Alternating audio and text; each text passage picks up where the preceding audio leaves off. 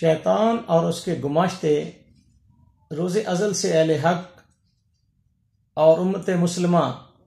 بالخصوص اس کے خلاف کسی نہ کسی انداز میں اپنا جال پھیلاتے آئے ہیں۔ الحمدللہ پاکستان واحد اسلامی ریاست ہے مدینہ منورہ کے بعد جو لا الہ الا اللہ محمد الرسول اللہ کی بنیاد پہ مارز وجود میں آئی۔ 14 اگست 1947 سے لے کر آج تک لنڈے کے انگریز اس کے خلاف کسی نہ کسی انداز میں سازشیں کرتے نظر آئے ہیں، جغرافیائی لحاظ سے اور نظریاتی لحاظ سے الحمدللہ ہر بار ان کو منہ کی کھانی پڑی۔ حالیہ کرونا وائرس کے نام پہ جب مساجد کو بے آباد کرنے کی ناکام کوشش کی گئی تو فرزندان توحید الحمدللہ اہل حق میدان عمل میں آئے اور یہ بھی اغیار کی سازش ناکام بنا دی گئی۔ اسی طرح اب جب کہ امت مسلمہ اہل پاکستان خالصتاً اللہ اس کے رسول صلی اللہ علیہ وسلم کی رضا کے لیے رمضان المبارک کی مقدس ساعتوں میں اپنے فرائض سر انجام دے رہے ہیں، تو یہ منافقانہ چال چلی گئی اور قادیانیوں کو جو ہے نوازنے کے لیے اس بل میں کے ذریعے ان کو کمیشن میں شامل کرنے کی کوشش کی گئی۔ اس پر سر دست جو میں سمجھتا ہوں وہ یہ نقصان ہوگا کہ قادیانی الیکشن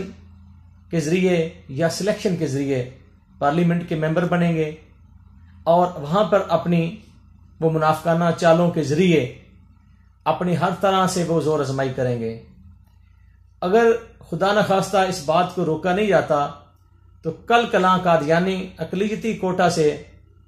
ہائی کورٹ اور عدالت عظمیٰ پاکستان کے جج بھی بن سکتے ہیں خاک میں بدہن۔ اسی طرح قادیانی کل کو یہ بھی کلیم کریں گے کہ اقلیتی کوٹا کے لحاظ سے ہمیں جگہ جگہ اپنی عبادات کرنے کی سر عام اور ہمارا تبلیغی لٹریچر چھاپنے کی، تقسیم کرنے کی اور ہمیں تبلیغ کرنے کی اجازت دی جائے۔ اور پھر وہ کل کو یہ بھی کلیم کر سکتے ہیں کہ جہاں اور اقلیتوں کو عبادت گاہیں بنانے کی اجازت ہے ہمیں بھی سر عام اسی طرح عبادت گاہیں بنانے کی اجازت دی جائے، اور وہ سادہ لو مسلمانوں کو دھوکہ دیں گے۔ تو دوسری طرف جب کہ ہمارے کانسٹیٹیوشن میں ان کو غیر مسلم ڈکلیئر کیا گیا ہے اور پاکستان پینل کوڈ کی سیکشن 298 کے تحت جو ہے ان کو ایسا کرنے کا کوئی اختیار نہیں دیا گیا، تو ایک طرف جب آلریڈی ان کے خلاف قانون بن چکا ہے اور عدالت عظمیٰ پاکستان، عدالت عالیہ، چاروں صوبوں کی ہائی کورٹس اور فیڈرل شریعت کورٹ نے بھی قادیانیوں کے حوالے سے وقتاً فوقتاً بڑے ڈیٹیل اپنی ججمنٹس جب اناؤنس کی ہیں، تو میں سمجھتا ہوں کہ یہ گورنمنٹ کے اس سٹیپ سے آلریڈی جو ہے وہ تضاد پیدا ہوگا، جو پہلے سے کانسٹیٹیوشن، پاکستان پینل کوڈ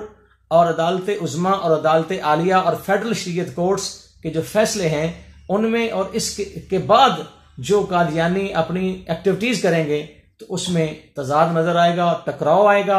اور پھر فساد فی الارض ہوگا۔ تو میں یہ مطالبہ کرتا ہوں اور ہر پاکستانی کا یہ مطالبہ ہے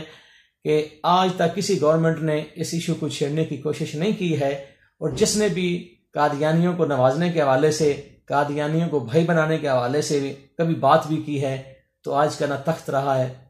اور نہ ان کا کوئی تاج رہا ہے۔ تو میری گزارش یہی ہے کہ بطور پاکستانی، بطور مسلم، کہ آپ اس کو واپس لیں۔